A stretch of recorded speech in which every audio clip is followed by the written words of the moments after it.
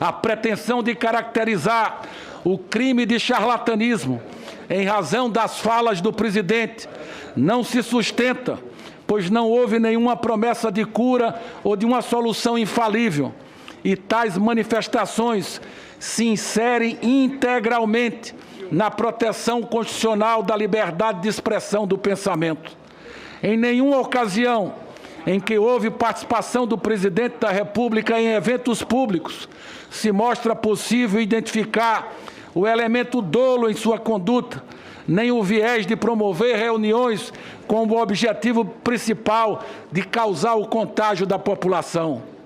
O colapso na saúde, ocorrida no estado do Amazonas, mais especificamente em sua capital, Manaus, mostrou-se um episódio de força maior em face de uma cepa mais forte e contagiosa, que resultou numa acentuada demanda por oxigênio pela rede hospitalar e pela população. O sistema de saúde já estava estruturalmente debilitado, além de persistirem as já conhecidas dificuldades de logística na região. A responsabilidade jurídica contratual para o fornecimento do oxigênio no Amazonas era exclusivamente da White Martins, que sequer foi ouvida por essa comissão parlamentar de inquérito. Não houve qualquer omissão do governo federal no que diz respeito à crise de desabastecimento de oxigênio em Manaus. Equipes do Ministério da Saúde e o próprio ministro estiveram em loco para discutir a crise e propor soluções. O Comando Militar da Amazônia foi mobilizado para auxiliar na logística do transporte de oxigênio. Remessas de oxigênio foram enviadas e foi garantido o transporte seguro de pacientes para outras localidades. Sequer se pode falar em demora ou omissão do presidente da República em relação à aquisição da vacina da Pfizer. A história de negociação do contrato de compra e venda entre o Ministério da Saúde e a farmacêutica americana foi longa, por vezes difícil, mas nunca uma história de não negociação. A exigência de cláusulas contratuais que afetavam a soberania brasileira inviabilizava juridicamente a imediata contratação, dado que as condições propostas pelo fornecedor eram totalmente incompatíveis com a legislação que disciplina as licitações e contratações públicas.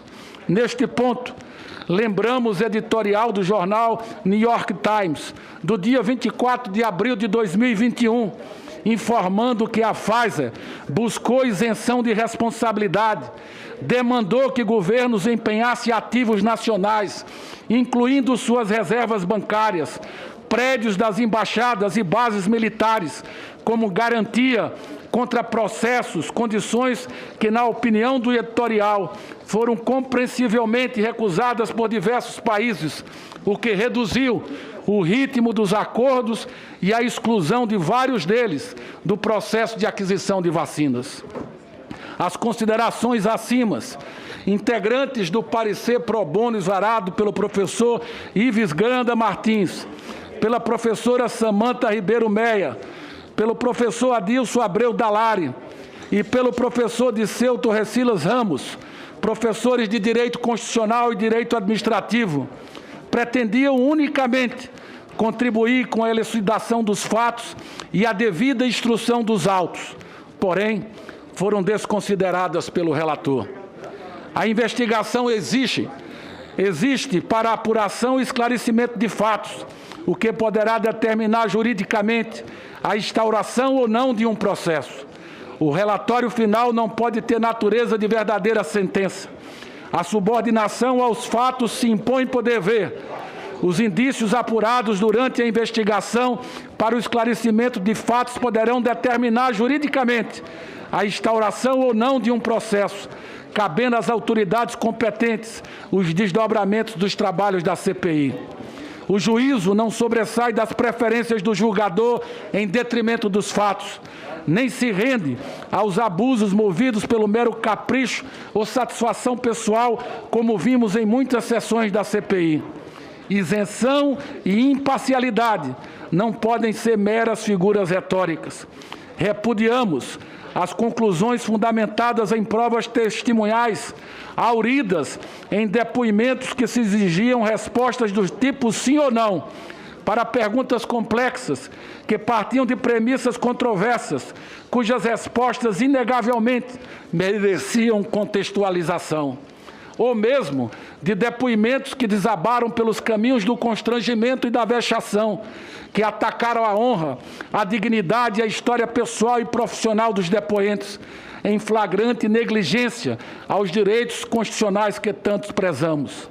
A resposta governamental às principais decisões, estruturas e fatores subjacentes que contribuíram para a extensão do impacto da pandemia precisam, sim, serem avaliadas, mas nunca com fundamento em premissas frágeis e juridicamente questionáveis, atropelando as garantias constitucionais, com evidentes excessos de discricionariedade e desrespeito ao devido processo. Nesse sentido, solicitamos ao ministro da Saúde que enviasse notas informativas do Ministério da Saúde acerca do objeto investigado na CPI da pandemia. A maioria das informações é do conhecimento público, já divulgadas pelos canais de comunicação e transparência do órgão. Os dados nelas contidos, objeto de análise e deliberação da consultoria jurídica do Ministério da Saúde, são de conhecimento desta comissão parlamentar de inquérito, em resposta a inúmeros requerimentos aprovados. E eu vou entregar ao final ao senhor relator toda a coletânea das informações prestadas pelo Ministério da Saúde. Trata-se de material imprescindível para o esclarecimento dos fatos, contendo informações oficiais e fidedignas relativas às ações do Ministério da Saúde, que precisam ser consideradas no relatório final como parte fundamental do acervo probatório, razão pela qual entregamos cópia das mesmas ao relator, reiterando o seu conteúdo. Ademais, incontáveis foram as medidas de enfrentamento adotadas pelo governo federal em resposta à situação de emergência, visando salvaguardar os serviços públicos essenciais em favor de todo o conjunto da população, tanto no contexto da resposta contínua à pandemia, como também para a recuperação do país frente aos impactos causados pela Covid-19. Nesse sentido, foi fundamental o papel do Congresso Nacional no aperfeiçoamento legislativo para viabilizar a implementação dessas medidas de enfrentamento, bem como em razão das inúmeras iniciativas dos congressistas que, com o apoio do governo federal, puderam ser efetivamente implementadas em resposta à situação de emergência em saúde. O Programa Nacional de Imunização contra a Covid-19 continua em ritmo acelerado no Brasil, o que tem resultado numa melhora geral no cenário epidemiológico brasileiro. Já contabilizamos mais de 151 milhões de pessoas vacinadas com ao menos uma dose. Estamos à frente de países como os Estados Unidos, que são produtores de imunizantes contra o Covid-19, além de estarmos à frente da Alemanha, México, Índia, África do Sul e Rússia. São quase 111 milhões de brasileiros completamente vacinados, isto é, com 2 doses ou doses únicas já recebidas. No total, são mais de 262 milhões de doses aplicadas em todo o Brasil e 320 milhões de doses distribuídas aos estados. Para o ano de 2022, o governo federal vai disponibilizar à população brasileira mais de 354 milhões de imunizantes, com um investimento estimado em 11 bilhões de reais. O Brasil hoje tem mais de 21 milhões de pessoas recuperadas da doença, sendo estatisticamente um dos países que mais cura no mundo. Ao longo da pandemia, os repasses do governo federal somaram aproximadamente 600 bilhões investidos em ações previstas no Programa Federativo de Enfrentamento ao Coronavírus, dentre as quais o auxílio financeiro emergencial, um benefício pago diretamente às pessoas em situação de vulnerabilidade no montante de 382 bilhões, o benefício emergencial de manutenção do emprego e renda, com 51 bilhões investidos, o Programa Nacional de Apoio às Microempresas e Empresas de Pequeno Porte, o PRONAMP, no montante de 28 bilhões, e o Programa Emergencial de Acesso a Crédito, com mais 20 bilhões de reais.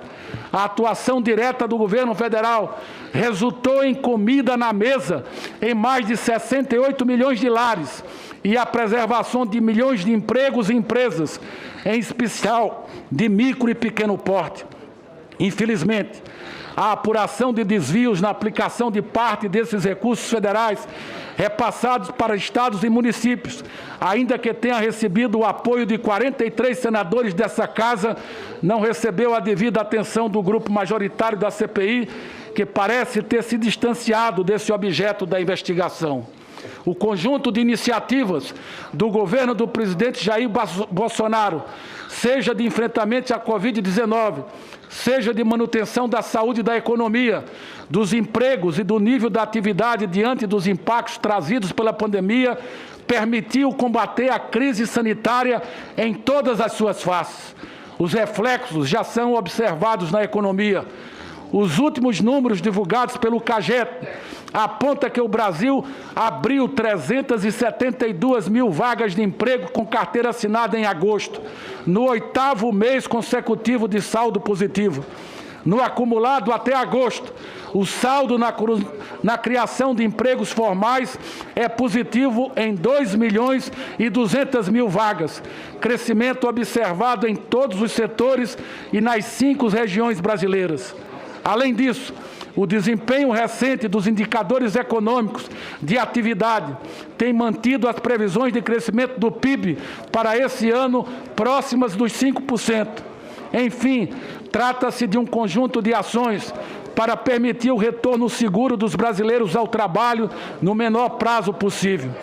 A experiência aponta que as repercussões da pandemia foram diferentes em diferentes momentos.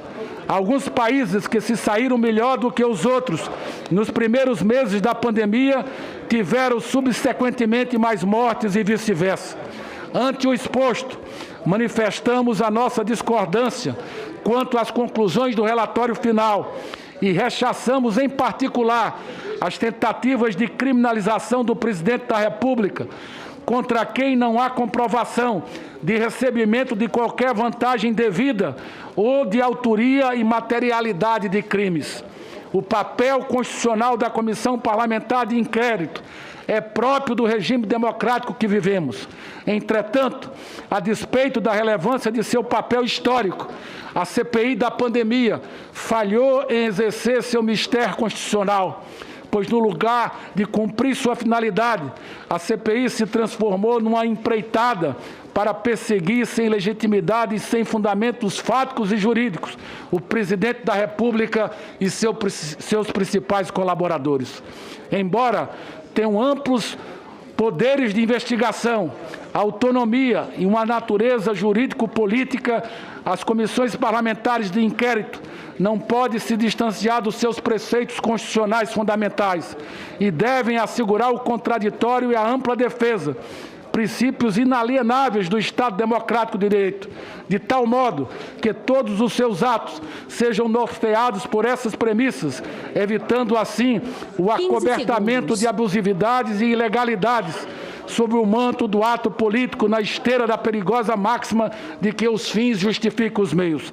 Senhor presidente, para encerrar, o relatório final, enfim, perdeu a oportunidade de considerar os resultados... Concedo mais um minuto para Vossa Excelência concluir. Muito obrigado, já estou na conclusão. O relatório final, enfim, perdeu a oportunidade de considerar os resultados positivos alcançados pelo Brasil no enfrentamento da pandemia. Ainda que tais ações possam ser aperfeiçoadas a partir das lições cruciais aprendidas nesse período único de nossa história, poderíamos melhor nos preparar, enquanto nação, para lidar com os desafios futuros. Muito obrigado, senhor presidente, pela oportunidade que me concedeu.